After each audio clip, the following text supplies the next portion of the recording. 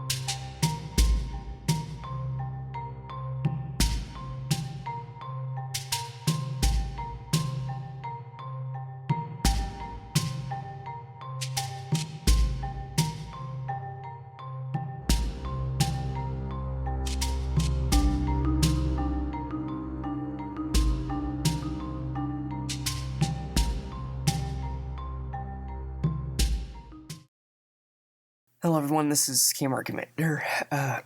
This is a pretty dark day for Zealot Feathers Space Industries. Of course, you know we've had to crack down on security here, so that's why this video is encrypted. So, don't go sharing this on Facebook or Twitter or anything. And, please don't scroll halfway down the page and comment on this video.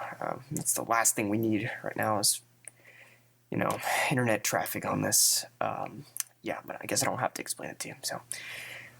Fortunately, I do have good news. Chatting was badly injured, but not killed, unlike what we initially thought. We got into an infirmary on shore, and he's making a good recovery. He should be well enough to join the Kiilstofte fleet when it moves out, at least what's at least what's left of it. We've also rescued the crew, and they're on a new ship, the St. Barbara, which you'll be able to see in a minute. It's a tragedy we had to kill Sherwin, one of our own. Yeah, it was a pretty touching funeral. We're giving support to his wife and his kids. We told them that we don't hold anything to them. Totally forgiven him. We're there for them. Yeah, and that's all we really can do, I guess, in this horrible tragedy. It blows my mind that he could have done that.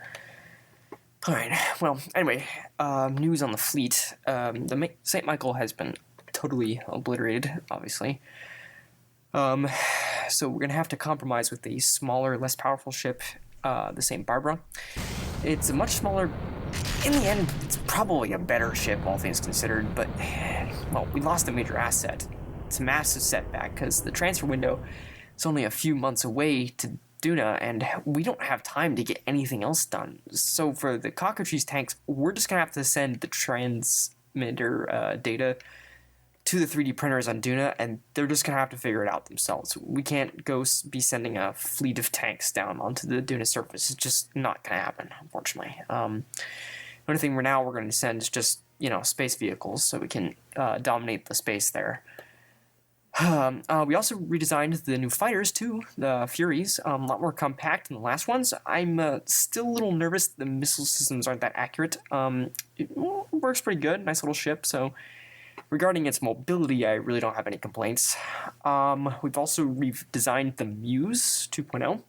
Again, a lot better design, and it has an anti-fighter system on there, which is desperately needed in that class of ship. I have the most hope for this one. We can deploy these pretty easy, and it's just a good Kerbin system ship. If anything happens around the moon or whatever, we could just send one of these out. I just like it, and I have the most hope for this. And we could probably attach more fuel to it for longer missions, too. It's even got a Hades missile on the front of it, anti-capital ship. So, yeah, I really think this is going to be the warhorse for our company. We'll see. So anyway, you can see that I rescued the crew of the St. Michael. I thought it'd be a good time to talk about the history of our company, considering all the controversy that's been going on with the terrorists and all that. So anyway, when the space corporations were starting to mine Duna, we got in the game a little late, but our shipping industry has grown pretty steadily. I mean, people need to ship things, so yeah, we fit in market pretty good. So when the contracts for those colonies were going to expire, the other corps were threatening to cut supplies to their people when they wanted to start their own colony as citizens of the corporate council. Our company was pretty revolutionary in that we offered our employees to buy our territory should they want independence, and it was a pretty reasonable price, but fortunately for us, everyone at ZFS likes working with us, so, that's pretty good. We were foremost in advocating the Space Neutrality Act for the colonies, because it was just plain wrong what the corps were doing to exploiting their people. As you guessed, the bill died, and now everyone seems to think that we're these evil devils or something like that.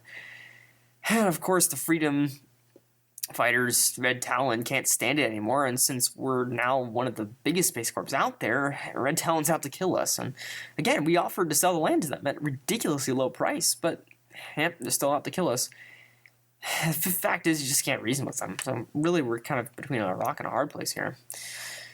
Anyway, we can't afford any more losses, so I've asked my intelligent Chief Kern to fly over here and sort out and investigate to see if we got anyone else has a mole. So it's pretty unlikely that Sherman was acting alone. So anyway, that's what's going on right now. I've got no other news really, so we'll just have to sit this one out and see what happens.